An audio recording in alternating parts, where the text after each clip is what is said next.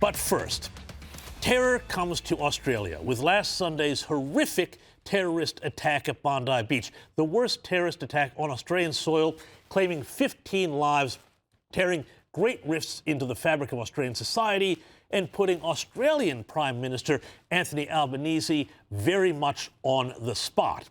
And while this is not a show about Australian politics, I mean, this is the U.S. report after all, I thought it would be worthwhile, after what has just happened, to look not just at Anthony Albanese's shockingly poor leadership since the attack and essentially going to ground to avoid the anger of the community, but the way he and his Labour government have handled everything from anti-Semitism to international relations since October 7th. And look at that. Let's examine that in comparison to how another leader, Donald Trump, has managed these issues. Now, and I know many people pick this up in the U.S., so I think I will start with Albanese, the Australian Prime Minister, and his government so that Americans know just what is going on down under. I'll give you a few examples.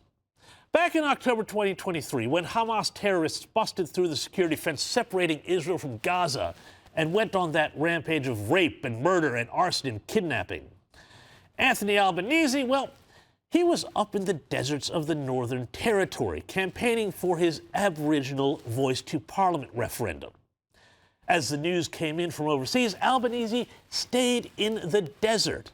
And it wasn't until the following Wednesday, when Albanese was shamed by the Jewish community and members of the media, including myself, into visiting a Melbourne synagogue, which he popped into on the way to a fundraiser.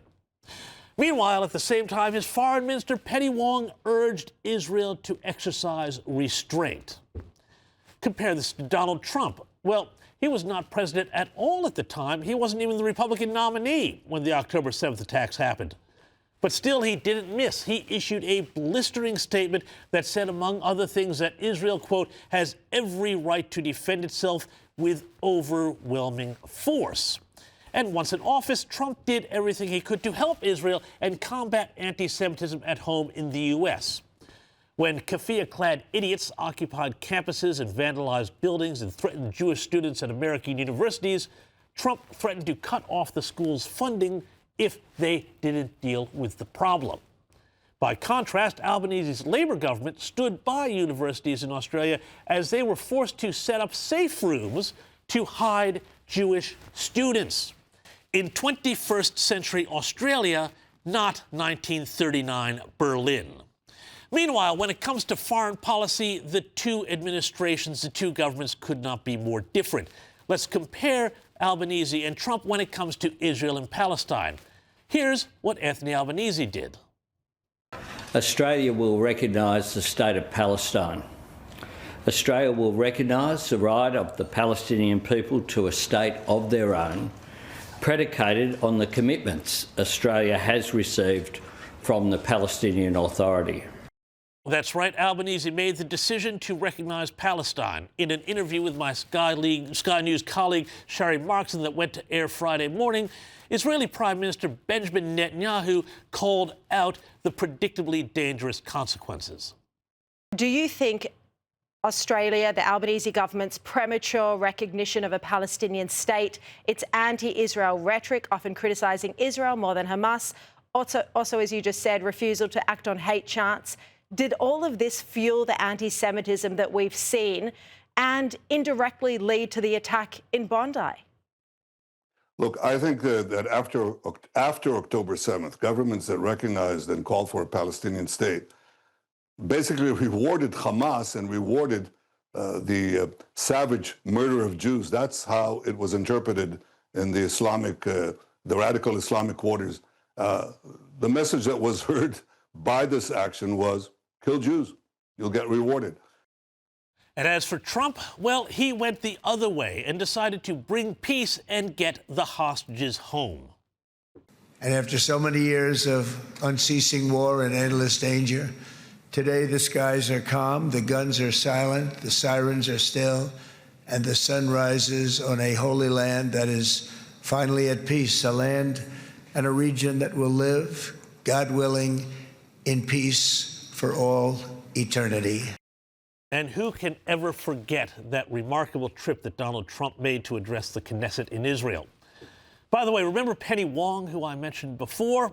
When she went to Israel herself, guess what? She wouldn't even visit the kibbutzes in southern Israel that were shot up and burned to hell by Hamas. I did myself last year, and it was an eye-opener. Oh, and as far as last Sunday's terror attack in Sydney, Trump was right out there on the front foot. Likewise in Australia, as you know, that was a terrible attack, 11 dead, 29 badly wounded. And that was an anti-Semitic attack, obviously. And I just want to pay my respects to everybody. And he called out the Jew hatred in no uncertain terms. People of Australia, and especially all those affected by the horrific and anti-Semitic terrorist attack, and that's exactly what it is, anti-Semitic, that took place on a Hanukkah celebration in Sydney. What a terrible, terrible thing. We don't learn. We're joined in mourning all of those who were killed, and we're praying for the swift recovery of the wounded. Meanwhile, Albanese, well, he has been all but MIA, assiduously avoiding the Jewish community after more than 2 years of growing anti-Semitism, marches, vandalism, arson, and worse. He has avoided the funerals of victims and, as far as I know, has not gone to see any of the Jews who were wounded in the attack in hospital. But he couldn't hide forever because he did get an earful, not at a synagogue, but at an interfaith service at Sydney's St. Mary's Cathedral. Quite the compare and contrast. Albanese won re-election at last year's Australian federal election by playing on fears of Trump and painting himself as the guy who would stand up to the terrible orange man. Well, when it comes to the Middle East, to Israel, and to keeping anti-Semitism from spiraling out of control, it's hard to say who would take Albanese's approach over Trump's.